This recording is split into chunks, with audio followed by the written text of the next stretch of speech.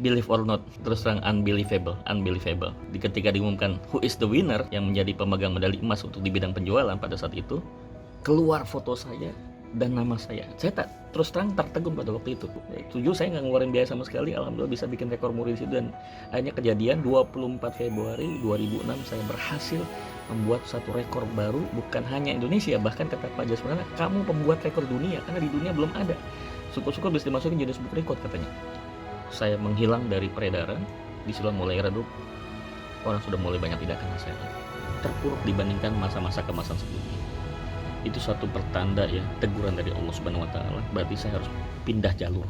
Kalau teman-teman mau seterusnya saya sharing ilmu di channel The Mentor Gus Reza secara gratis, syaratnya mudah kok, hanya subscribe dan tekan tombol loncengnya. Loh, katanya gratis. Ya memang gratis, karena subscribe itu kan gratis. Jangan lupa ya teman-teman, semoga informasi, motivasi, dan inspirasi yang Gus sampaikan di YouTube channel The Mentor Gus Reza makin banyak manfaatnya buat banyak orang. Oke, thank you.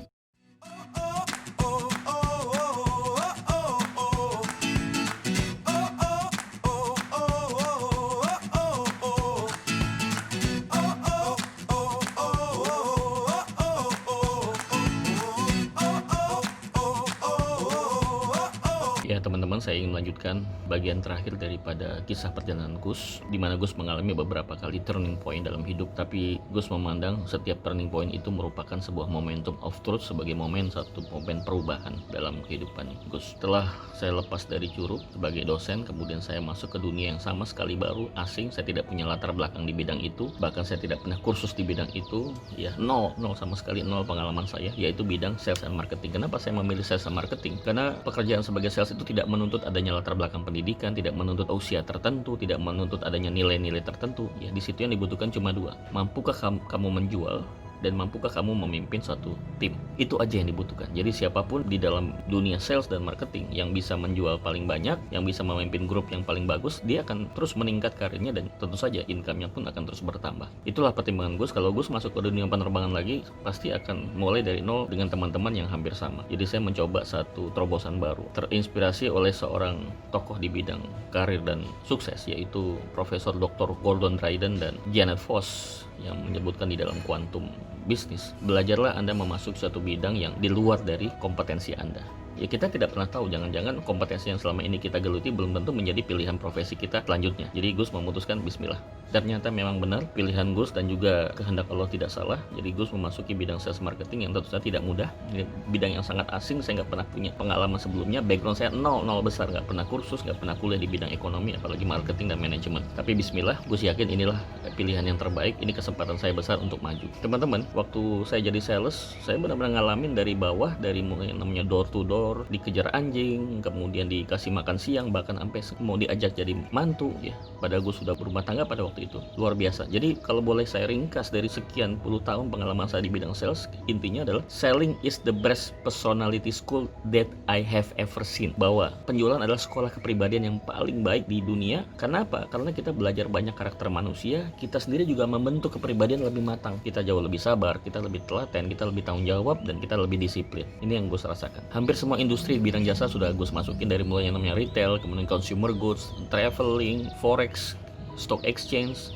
commodity exchange, properti, gue ngalamin, termasuk insurance, gue ngalamin semua dengan jatuh bangun dari mulai nol, kemudian sempat naik, kemudian saya pindah lagi, turun lagi dari nol, pindah lagi perusahaan berikutnya, naik lagi, turun lagi, sampai akhirnya nggak sengaja gue melihat satu iklan yang ada di Kompas, ada satu lowongan untuk educational consultant, jadi konsultan pendidikan. Apa nih konsultan pendidikan? Karena memang bidang saya pendidikan, suka sharing kepada orang lain. Langsung connect, saya coba ngelamar, kemudian saya diinterview oleh manajer saya pada waktu itu, namanya Ibu Ida Yuwono. Dia tanya saya, maaf, memang betul Anda pernah jadi manajer di salah satu perusahaan asuransi swasta, tapi maaf, di bidang ini karena bidangnya baru, Anda harus memulai dari nol lagi. Apakah Anda siap? Oh siap, insya Allah saya siap. Dan apa tujuan kamu dan harapan kamu bekerja di sini? Saya ingin memperbaiki kualitas hidup saya ingin memperbaiki keuangan saya ingin memperbaiki karir saya.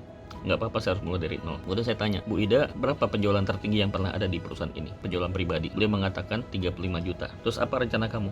Saya akan buat rekor 36 juta. Itu statement saya mengalir begitu saja. Loh, kenapa harus 35 juta? Saya mengalahkan rekor yang 35 juta. Boleh tahu Bu, siapa yang bikin rekor 35 juta? Saya. Ternyata beliau sendiri.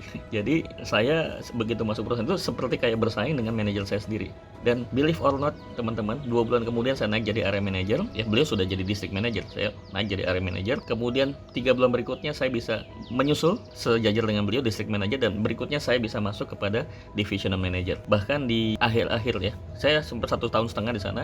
Di akhir justru saya sempat mendapatkan challenge dari pemilik perusahaan, ownernya Pak Robert Wijaya. Saya di challenge untuk menjadi national sales manager, dan alhamdulillah saya jalan selama setahun. Yang ditarget dengan tingkat perkembangan itu 100%, saya bisa capai dalam waktu 1 tahun 300% business growth, pertumbuhan cabang dan pertumbuhan income. Saya makin yakin inilah tracknya, ini jalan yang memang benar dipilihkan oleh Allah Subhanahu wa taala dan juga pilihan saya. Akhirnya saya mencapai titik keemasan di perusahaan tersebut, perusahaan Tiga Raksa. Saya tahun 97 mewakili Indonesia bisa berangkat ke suatu kompetisi yang sangat bergengsi di dunia, namanya International Achievement Conference. Yang bisa hadir di situ adalah orang-orang terbaik dari seluruh negara, dan ada 35 negara yang diundang pada acara itu. Dan Gus alhamdulillah walaupun di last minute dari kualifikasi selama setahun, Gus bisa capai dalam waktu 8 bulan. Akhirnya Gus berangkat mewakili Indonesia bersama beberapa teman yang lain, dan saya satu-satunya yang pria, yang lainnya adalah perempuan. Singkat cerita, kami berangkat ke International Achievement Conference tahun 97 di Zurich, di Swiss. Disitulah pengalaman Gus pertama kali bisa keliling Eropa. Gus bisa mampir di Prancis, di Vatikan, di Italia, di Jerman, sampai ke Zurich dan Swiss. Umur saya waktu itu masih 27 tahun. Sampailah pada acara yang sangat bergengsi dan prestisius, yaitu Gala Dinner. Disitulah akan diumumkan siapa yang menjadi terbaik di dunia, best of the best. Jadi sudah yang terbaik dari setiap negara, kemudian dipilih lagi dari 35 negara yang terbaik itu siapa yang paling baik, best of the best. Kemudian keluarkan nominasi-nominasinya, ada 15 yang lolos di tahap pertama, saya masih masuk nama saya. Kemudian di tahap kedua eliminasi tinggal 5,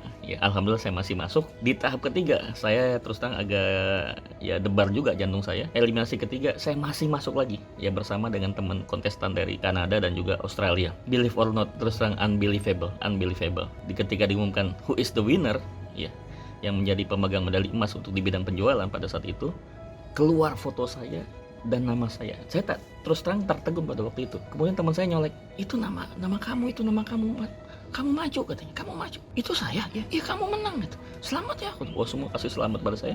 Saya diminta untuk maju ke atas panggung, dan si owner John Frere dari Chicago USA, dia memberikan kesempatan pada saya untuk bicara. Saya bicara 5 menit. 3 hal yang saya sampaikan pada peserta pada waktu itu yang dari 35 negara. Kesempatan buat saya untuk menyampaikan 3 hal ini. Yang pertama adalah I'm proud to be Indonesian people. Saya bangga menjadi orang Indonesia. Dalam hati saya, Indonesia pun bisa mengalahkan bangsa asing. Yang kedua, saya mengatakan I'm proud to be young people. Saya bangga menjadi anak muda, karena rata-rata yang ada di sana itu usianya sudah di atas 50 tahun. Saya waktu itu masih 27 tahun, jadi setengah dari usia mereka rata-rata. Kemudian yang ketiga, I'm proud to be Muslim. Saya bangga menjadi seorang Muslim. Saya ingin membuktikan bahwa Muslim juga bisa menunjukkan prestasi, bukan hanya sekedar ucapan, tapi juga bisa menunjukkan suatu prestasi yang patut dibanggakan. Alhamdulillah saya senang waktu itu, walaupun singkat, tapi buat saya itu suatu momen yang sangat bersejarah dan tidak akan pernah terlupakan dalam hidup saya. Unforgettable moment. Tapi ada satu hal yang menarik dan sekaligus juga tidak bagus buat kedepannya saya ya. Saya balik ke kantor, saya merasa semua udah saya peroleh. Saya udah juara dunia, mau ngapain lagi? Posisi saya sudah cukup bagus, income saya waktu itu sudah hampir 15 juta. Tahun 97 saya sudah punya income 15 juta rupiah dengan mobil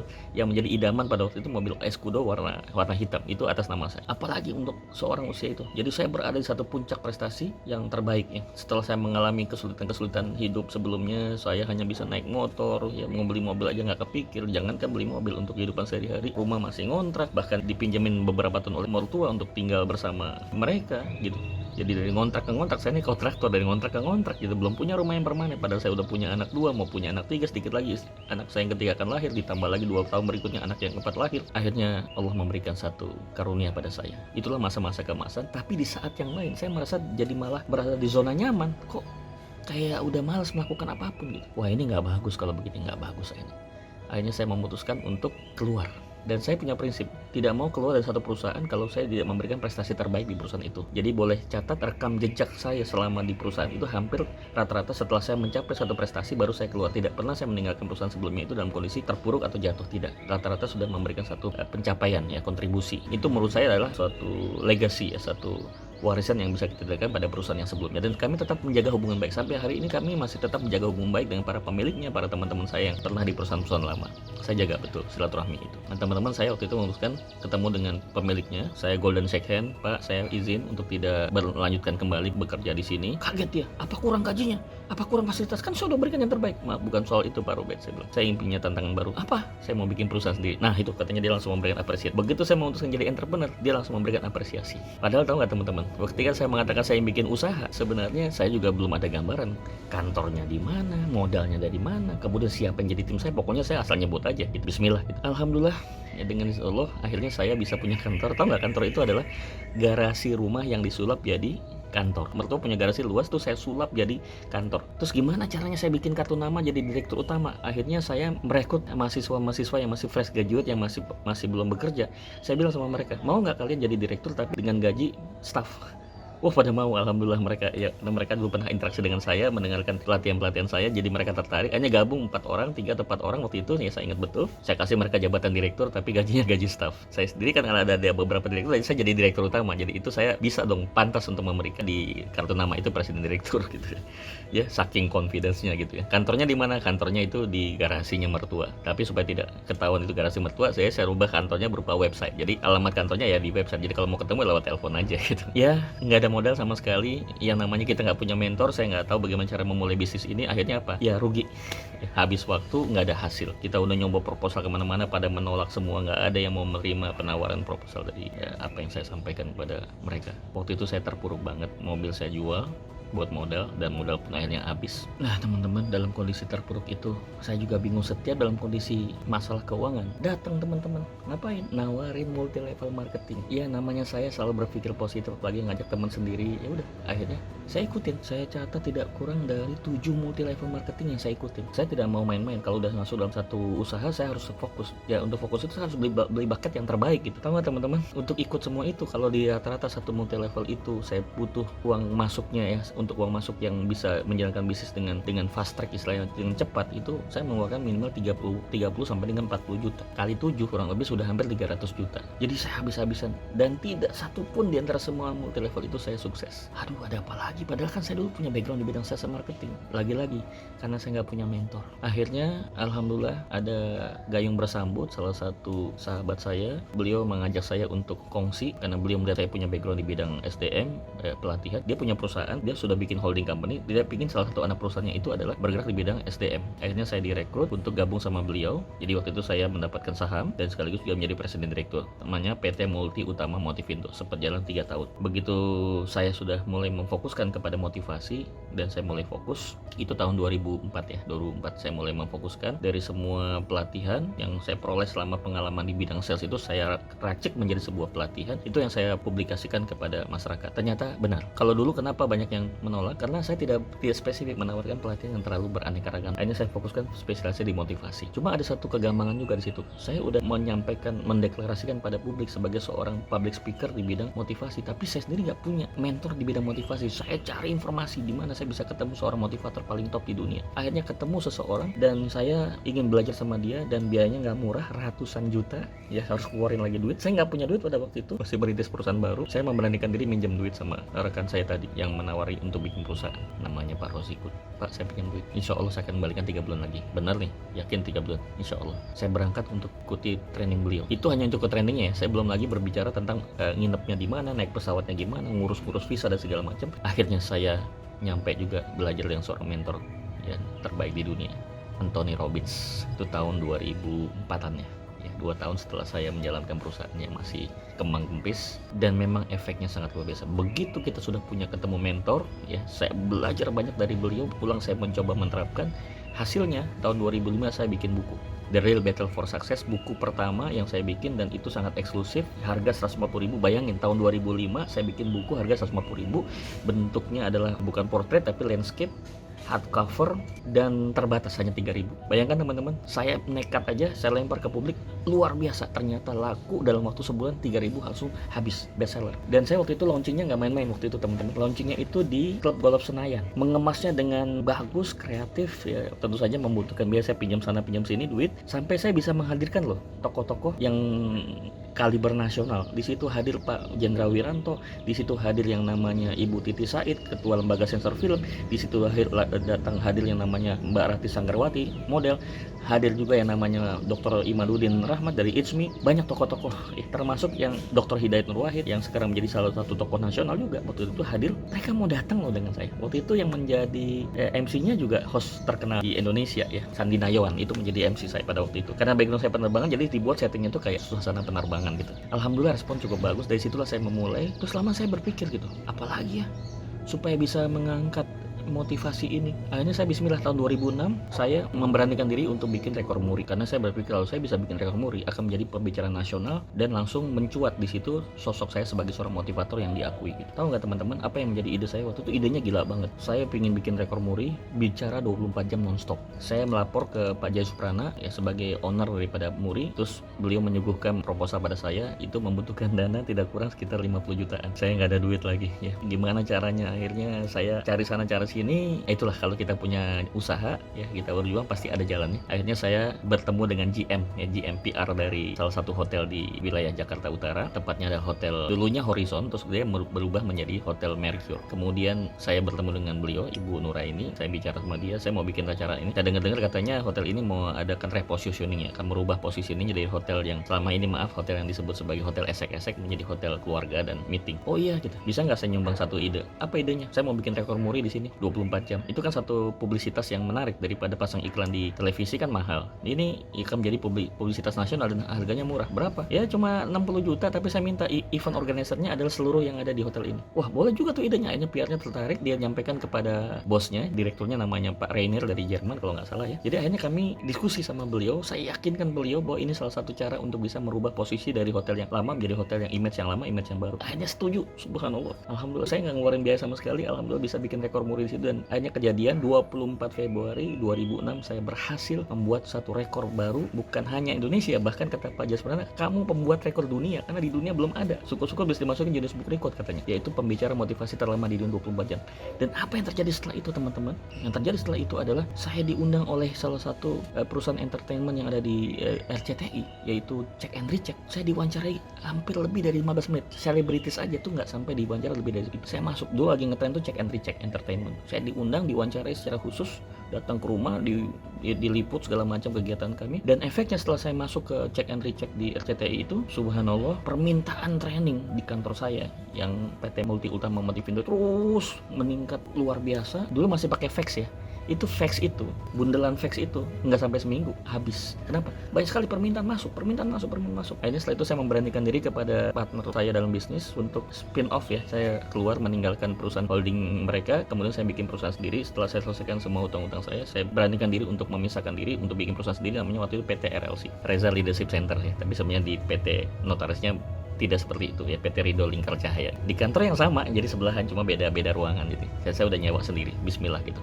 Dengan adanya peluang potensi ini sudah mulai kelihatan, saya bismillah masuk. Itu akhirnya teman-teman, nggak terasa sudah hampir dari tahun 2006 sampai 2019 ya. Berarti 13 tahun saya lebih, kalau digabung sama dari awal itu lebih dari 20 tahun.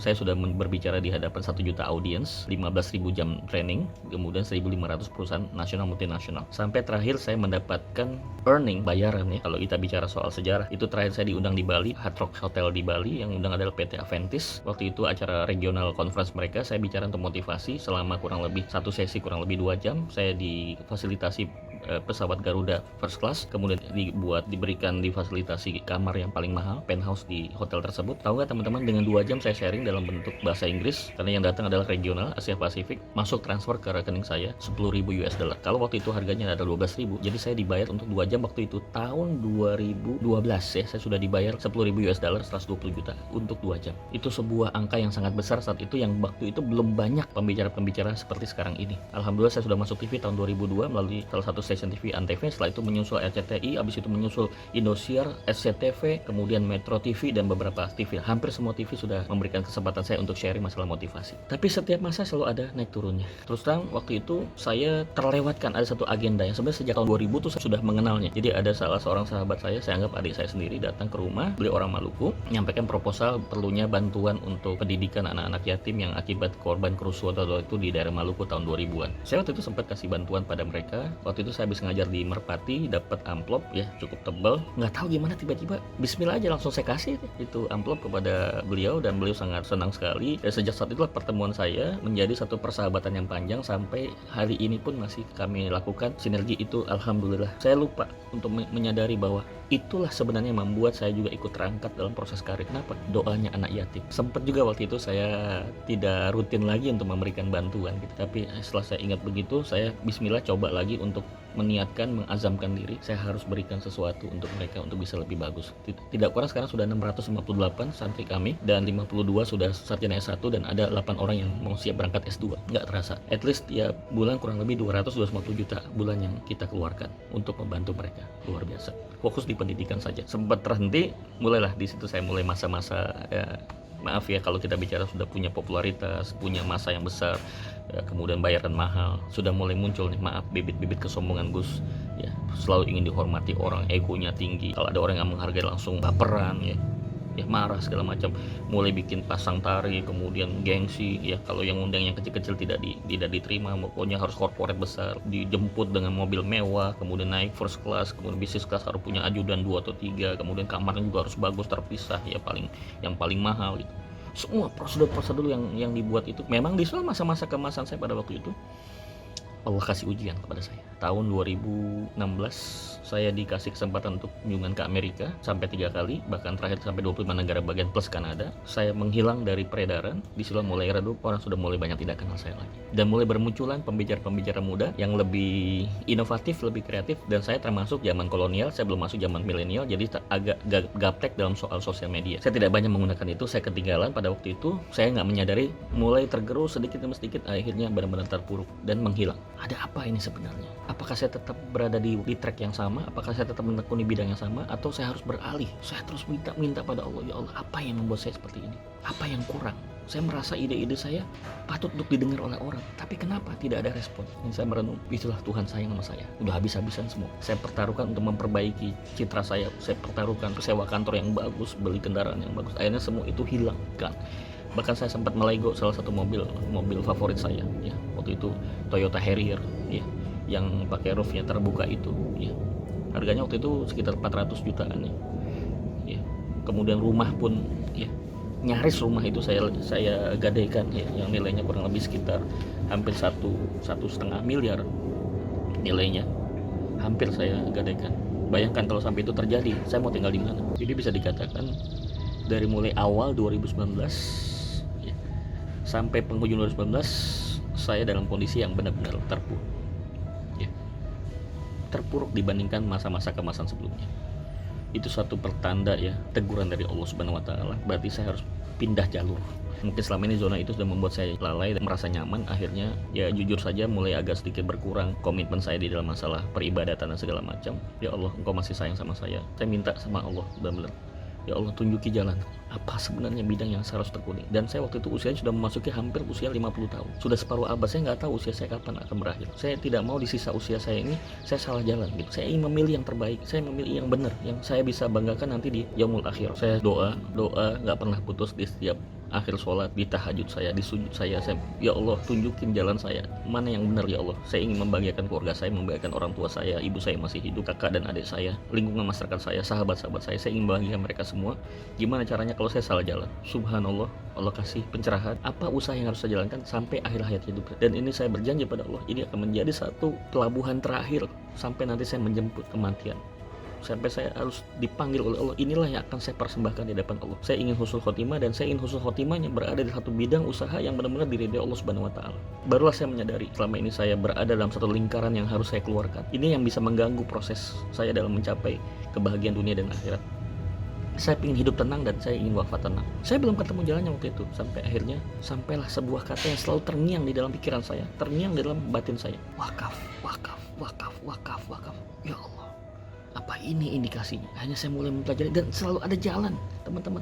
waktu satu acara halal bihalal di satu perusahaan, kemudian saya diundang, saya nggak kenal, itu pun saya nggak kenal sama panitianya, saya dikenalkan lewat teman saya yang sama-sama pembicara. Akhirnya saya ngisi di situ, selesai acara saya makin dapat apa yang disebut wakaf. Nggak tahu tiba-tiba ibu yang mengajak saya ini menawarkan saya untuk bergabung bersama-sama untuk menekuni wakaf ini. Saya terus pelajarin, saya minta informasi sampai akhirnya saya memutuskan. Singkat cerita teman-teman, akhirnya saya putuskan, Bu, bismillah, saya akan fokus sebagai wakaf advisor. Bismillah, saya mulai hari ini talak 3 kepada perusahaan-perusahaan pada bidang-bidang usaha yang masih ada berhubungan dengan goror, maisir, yang riba. Saya tinggalin semua. Ya Allah, saya ingin berkah, saya ingin husnul khotimah, saya dapat bisnis yang diridha Allah, bisa dibanggakan untuk keluarga. Bismillah, saya talak 3 sama usaha-usaha seperti itu. Mohon maaf teman-teman, itu adalah masa lalu saya dan saya ingin masuk ke masa depan yang baru, yaitu berjalan di bisnis syariah. Saya hijrah total, bismillah, insya Allah saya hijrah total untuk 100% di bisnis syariah. Lebih khususnya lagi adalah untuk masalah wakaf, karena saya selalu teringat dari suatu hadis yang mengatakan jika anak Adam meninggal, termasuk kalau saya meninggal, maka semua amalan terputus yang bisa menyelamatkan kita adalah sedekah jariyah, dan sedekah jariyah itu adalah wakaf. Itulah teman-teman yang menjadi akhir daripada perjalanan saya. Insya Allah saya mengajak teman-teman, saya tidak pernah malu mengatakan saya wakaf planner, saya menjadi seorang wakaf advisor. Saya akan suarakan kepada siapapun untuk sama-sama berwakaf supaya kita hidup tenang dan wafat tenang. Itulah cara yang paling bijak untuk kita hidup tenang dan wafat tenang, yaitu dengan cara berwakaf. Berwakaf bukan sekedar aset tapi wakaf tunai, karena itu akan menjadi sebuah warisan buat yang masih hidup dan juga menjadi satu amal pahala yang tidak pernah putus, yang mengalir terus. Mohon doanya, mohon supportnya. Insya Allah Gus punya keinginan ingin mencetak 10 juta duta wakaf di Indonesia ini, kemudian 1 juta wakaf planner, dan insya Allah akan lahir para pejuang-pejuang wakaf yang sukses, bukan saja dunianya tetapi juga akhiratnya. Mudah-mudahan semua kisah yang sudah Gus sampaikan ini bisa menjadi suatu inspirasi dan pencerahan. Ini Gus ceritakan apa adanya, tidak ada setting, tidak ada rekayasa. Itulah Gus yang seadanya. Mudah-mudahan menerima dengan segala kekurangan dan kelebihan. Bukan suatu kebanggaan menceritakan keburukan, tapi itu sebuah pelajaran, dan mudah-mudahan bisa diambil inspirasi buat teman-teman. Maju terus, bismillah. Mudah-mudahan kita semua bisa menjadi orang yang hidup tenang, wafat tenang, husnul khotimah. Wassalamualaikum warahmatullahi wabarakatuh.